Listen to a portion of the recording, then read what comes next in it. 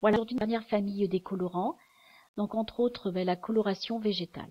Qu'est-ce que c'est que la coloration végétale? Cette coloration, elle est à base d'eau parce qu'on va la mélanger avec de l'eau. Et elle est issue de plantes pinctoriales. Qu'est-ce que ça veut dire pinctorial? Ce sont des plantes qui sont capables de colorer le cheveu. Donc, nous avons le henné, la camomille, l'indigo, le cassia. Je vous ai mis etc. parce qu'il y a d'autres plantes pinctoriales qui sont capables de colorer les cheveux. Donc, à l'inverse de la coloration d'oxydation, vous savez, notre coloration d'oxydation ouvre la cuticule, le colorant rentre à l'intérieur du cheveu.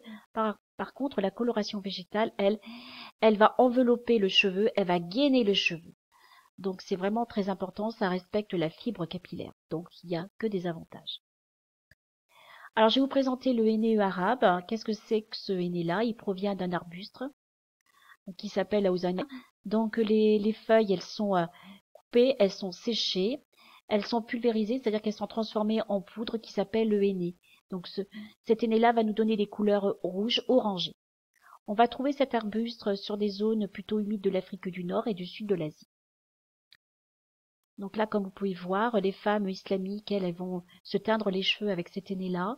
Elles vont aussi se faire des tatouages temporaires. Elles vont se colorer aussi les ongles, surtout un rituel de mariage, célébration.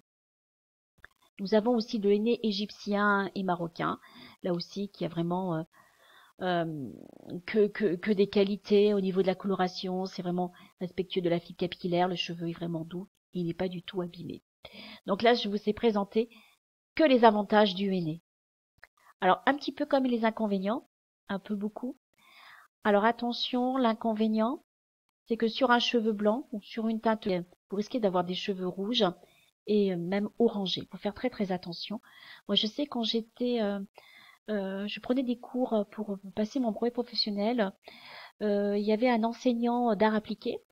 Elle se teignait les cheveux. Alors, elle avait un joli rouge. On lui avait demandé ce qu'elle utilisait. Elle nous avait dit qu'elle utilisait du henné.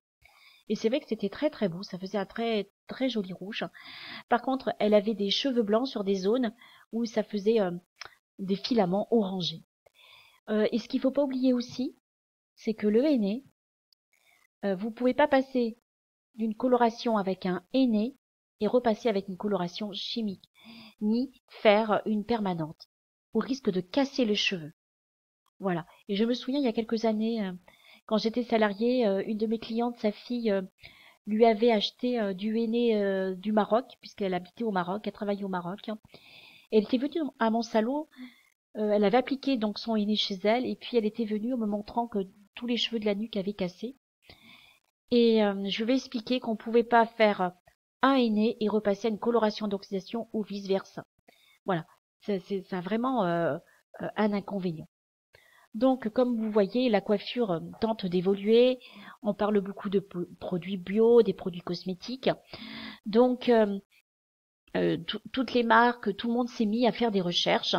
Et comme on proposait une coloration végétale à une cliente, mais en passant de la coloration artificielle à la coloration végétale et vice-versa. Donc là, moi, ce que je vais vous présenter, c'est par exemple Botanea. Donc là, c'est L'Oréal. L'Oréal, après multiples recherches, lui, il propose 3 plantes. Voilà, donc ça, c'est l'évolution de la coloration. Donc, 3 ingrédients, 100% végétal et véga. Vegan, donc ça veut dire qu'il n'y a pas d'origine animale. Donc, ces plantes-là, elles sont cultivées en Inde et elles sont, attention, liées avec de l'huile de coco. Donc, c'est-à-dire mélangées avec de l'huile de coco. Donc là, on peut voir henna, c'est du henné, de l'indigo et du cassia. Donc nous allons voir. Donc le henné, comme je vous ai parlé tout à l'heure, il va donner des couleurs cuivrées chaudes, idéales pour des teintes brunes, blondes et cuivrées. Avec de l'indigo, qui va donner des couleurs bleues ou violettes. Alors, n'oubliez pas, vous vous souvenez de la colorimétrie, le cuivré, c'est du rouge et du jaune. Et quand on le mélange avec du bleu, ça nous donne du marron. Voilà. Donc, en mélangeant donc ces deux ingrédients, vous pouvez obtenir un marron plus ou moins clair ou plus ou moins foncé. Et de plus, cassia, nous verrons tout à l'heure, le cassia, lui, il va apporter plutôt de la brillance, de la lumière. Il va pas teindre en lui-même. Voilà. Il va plutôt, comment dire, diluer le henné et l'indigo. Il fera un marron plus clair ou soit, si on en met un peu plus foncé. Je vous ai donné des liens avec un petit questionnaire. Prenez vraiment le temps de regarder toutes ces vidéos qui sont vraiment très très intéressantes. Et cette première vidéo, vous verrez le directeur chimiste de L'Oréal, Monsieur Canivet, voilà, qui a fait des recherches. Je ne veux pas dire que c'est eux les premiers innovateurs de la coloration végétale, mais ils font quand même partie de ceci. Donc effectivement, on ne peut pas acheter le henné comme ça chez le grossiste. Il faut faire quand même une formation, puisqu'il y a quand même une recette sur mesure pour passer du blond clair au marron foncé. Voilà, et en alliant les reflets chauds et les reflets froids. Et ce qu'il ne faut pas oublier, c'est que Botanea aussi va colorer, va nuancer les cheveux, les 100% de cheveux blancs. Voilà, donc regardez bien aussi la vidéo, c'est vraiment très très important. Ce que je peux vous apporter, alors comme un élément, bon alors l'indigo, voilà, c'est un henné, un henné mais de seconde catégorie, comme on pourrait dire. Donc lui, il va donner des reflets bleus, hein, ce que je vous ai dit. Donc c'est l'origine d'un arbuste à la hauteur de 1m50, 2m50. Hein. Vous voyez, on le trouve en Chine, au Guatemala, en passant à l'Afrique du Sud. Et ça sert aussi de plante médicinale, surtout en Chine. Alors voilà, donc ça nous donne des reflets bleus ou verts. Donc il va, comment vous dire, il va équilibrer, il va équilibrer les reflets en le mélangeant avec le henné. D'accord? Voilà, donc sa molécule est plus grande que celle du henné et elle se fixe par conséquent un peu moins bien sur la fibre capillaire. Une coloration végétale contenant du henné et de l'indigo se patinera avec des nuances plus chaudes. Voilà, et vous verrez sur la vidéo, on peut décolorer les cheveux et patiner avec du henné. Par contre, ça n'éclaircit pas les cheveux. Alors l'acacia, le cassia, donc lui aussi, donc ça nous donne des jolies fleurs jaunes. Par contre, il a l'avantage du henné, c'est-à-dire qu'il va gainer la couleur. Voilà.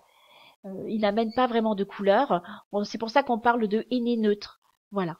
D'accord? Il va apporter plutôt de la brillance. Ok? Donc,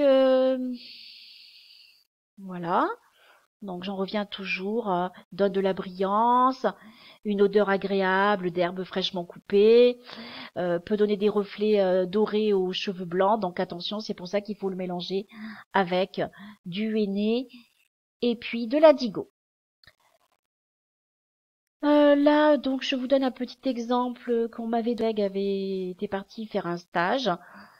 Donc, par exemple, si je veux aujourd'hui être marron naturel, je devrais mettre 40 grammes de henné avec 60 grammes d'indigo et de l'eau chaude à 50 ml et temps de pause 60 minutes. Attention, au niveau des cheveux blancs, bon, j'ai pas toutes les informations, hein, parce que souvent, quand il y a des cheveux blancs, il faut faire peut-être 2 applications et faire un mélange. Moi, j'ai eu l'occasion de me faire 2 fois une coloration végétale et ça a été le cas. Au départ, ça a été un shampoing avec un masque qu'il a fallu laisser poser pour nettoyer le cheveu. Ensuite, un mélange pour colorer les cheveux, un autre mélange pour cacher les cheveux blancs qui ressortaient et un autre mélange pour éviter que les cheveux blancs virent au vert. Et le cheveu, la couleur peut changer au bout de 48 heures. Elle va un peu foncer et au fur et à mesure que vous les lavez, les cheveux vont marronner. Voilà. Mais tout dépend des marques aussi de coloration végétale. Et aussi l'inconvénient aussi, c'est que vous restez très très longtemps dans le salon de coiffure. C'est quand même vraiment assez long. Hein. Il faut bien compter 2h30. Moi, la dernière fois, j'avais rendez-vous à 9h. Je suis sortie à 13h. Même si tout a été fait dans les temps, la prise en charge, le temps de pause respecté, le brushing fait très bien et très rapide. c'est un laps de temps quand même assez lourd, hein. Et puis financièrement aussi, c'est un petit peu onéreux. Voilà. Mais ce que je vous ai présenté, c'est vraiment ces colorations-là végétales où on peut permuter. On peut passer d'artificiel à coloration végétale. D'accord? Une coloration artificielle, une coloration végétale. Vous allez avoir un lien avec des questions et vous avez aussi des vidéos. Donc vous regardez la vidéo, vous répondez, vous cochez les bonnes réponses. Mais surtout, regardez toutes ces vidéos parce que c'est vraiment très très constructif. Voilà. C'est vraiment très très intéressant. Et ça nous... Voilà.